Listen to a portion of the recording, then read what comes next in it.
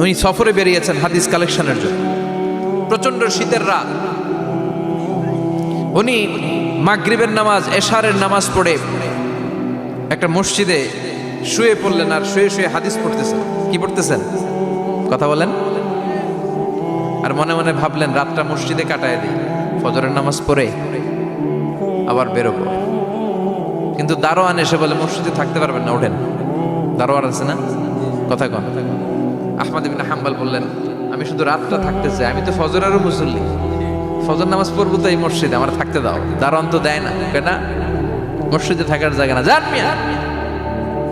উনি যে আহমদ ইবনে হাম্বল এটা চিনে নাই, থাকতে দেয়। কি করবে এখন? উনি কাঁথা গুছিয়ে হাদিসের কিতাব নিয়ে কাঁধের মধ্যে ব্যাগ নিয়ে মসজিদ থেকে বেরোয় গেলেন। কি আর করবেন, প্রচন্ড শীত, আর কাঁপতেছেন বুড়ো মানুষ। পথিমধ্যে দেখলেন বাজার,